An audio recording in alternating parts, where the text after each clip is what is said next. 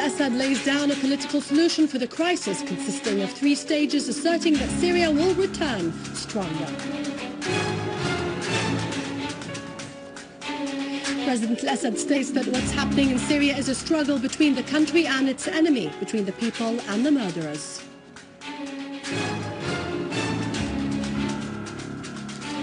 President Assad says Syria will refuse to be disgraced and rejects being under custody, and this is what bothers the West.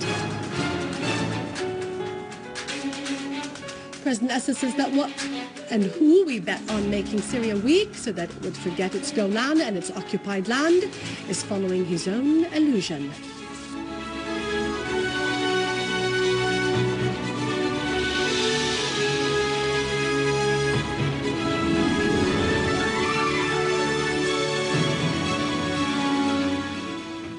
Good afternoon, welcome to the News Bulletin. I'm Dania Nizam. President Bashar al-Assad gave a speech this morning about the latest events in Syria and the region. He asserted that pain has hovered over Syria as a black cloud. Many people have lost their loved ones and were deprived of their basic daily needs. This pain has spread over the whole country. He said that pain should give birth to hope. The black cloud may cover the sun, but it carries rain that would clean the land. He asserted that the sadness and the pain strengthens and the steadfastness of our country, which will come out of this crisis and will be full of strength and comprehensive national movement that saves our homeland from a savage plot that had no parallel in the history of this region. The President asserted that this national movement would be the only elixir that would heal the deep wounds in our society.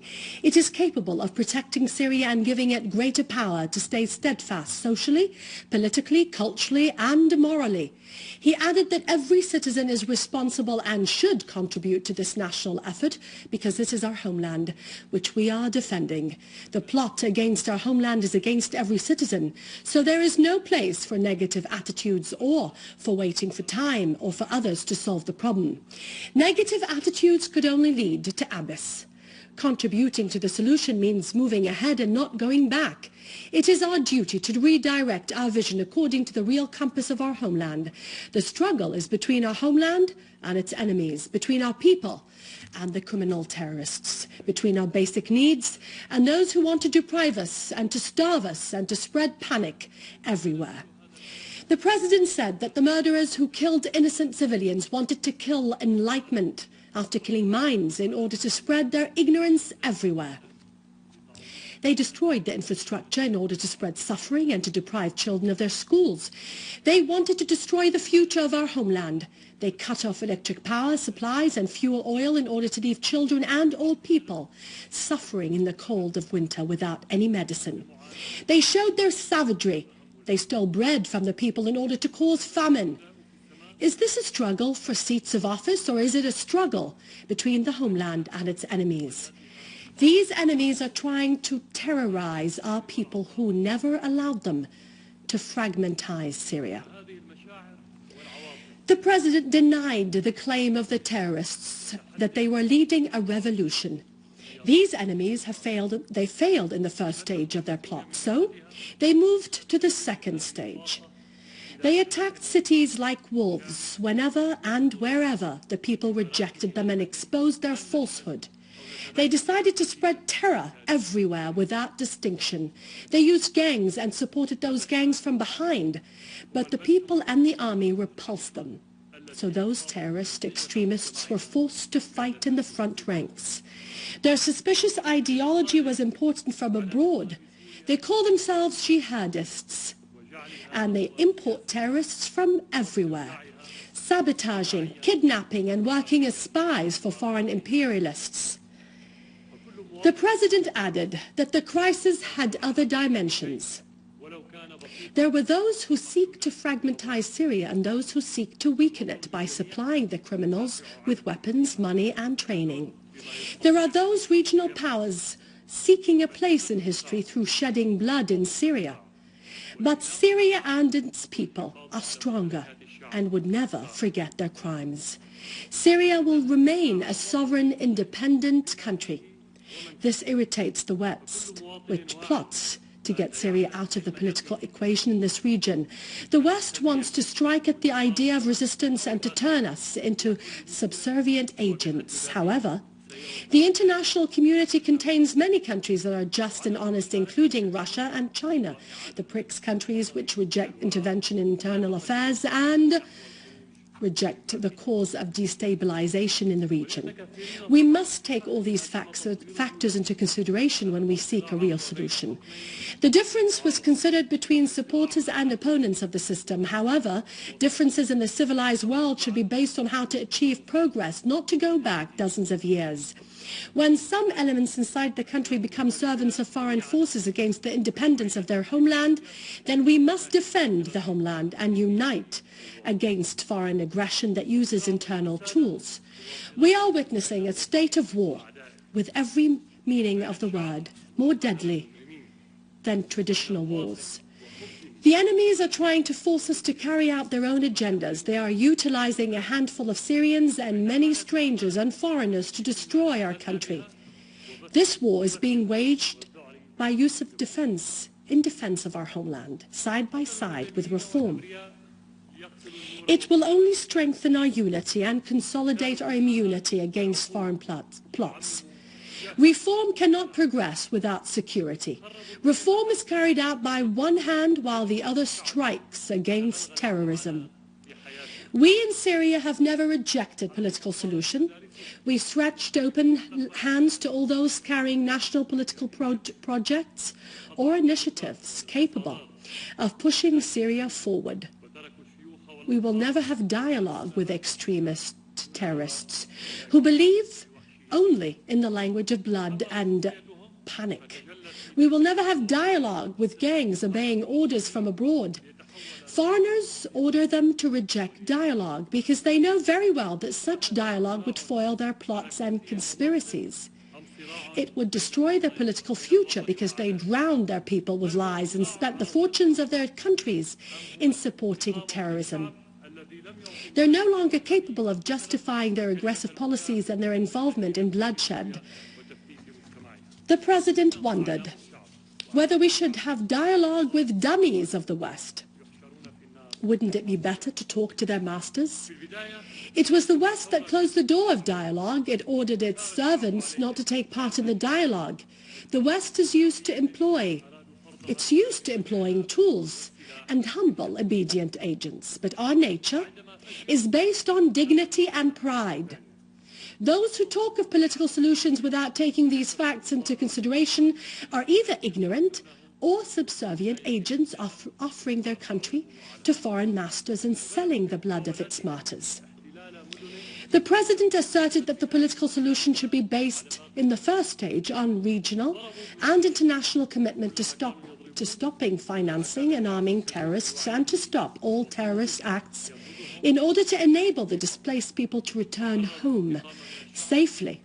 After that, our armed forces will stop their operations and keep the right to retaliate whenever the security of the homeland is subjected to any aggression. Second, there will be a mechanism of the commitment of everybody to the first item and to protect the borders. Third, the government will carry out direct and intensive contacts with all sectors of the Syrian society. This will lead to a conference of national dialogue, including all the forces and parties wishing to find a solution in Syria.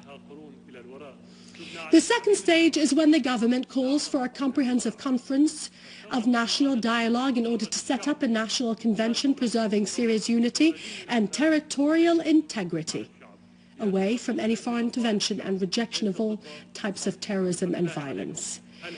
The convention would draw Syria's political future and present the constitutional, judicial and political and economic features. This will include approving new laws for political parties, elections, local administration and other matters. Second, the National Convention will go to a referendum. Third, an enlarged government will be formed containing all the components of the Syrian community in order to carry out the items of the National Convention. Fourth, the Constitution will go to public referendum. Once approved, the enlarged government will set up the laws agreed upon in the dialogue according to the new Constitution. Then, new parliamentary elections will be carried out.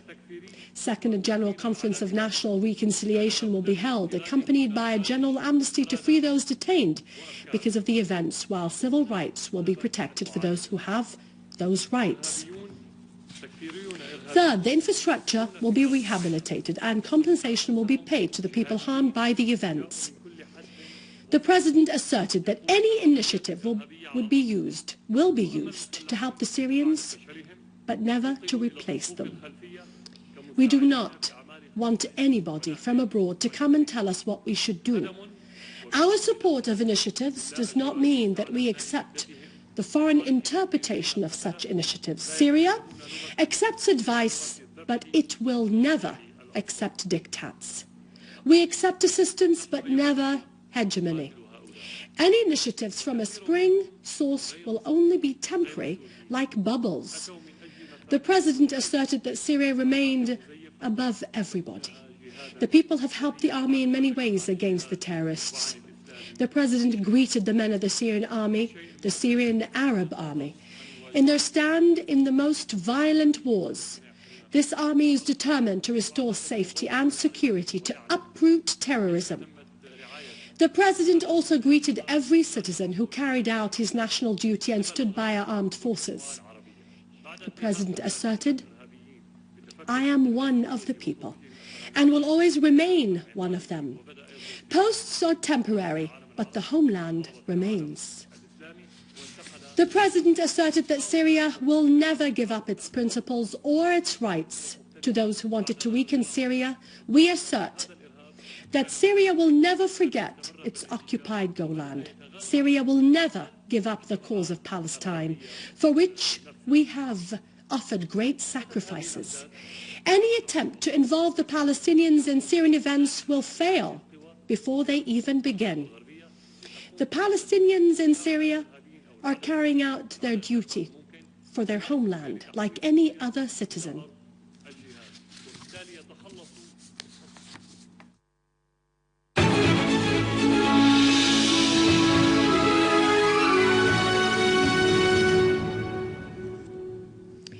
The Armenian Orthodox, which follows the Eastern calendar, celebrated today Christmas, marking the birth of Jesus Christ, the prophet of love and peace.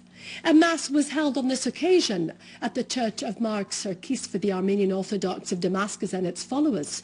The Mass was headed by Bishop Armash Nalbandian of the Armenian Orthodox, assisted by a number of priests and the carol choir of the church, with the presence of a large number of prayers.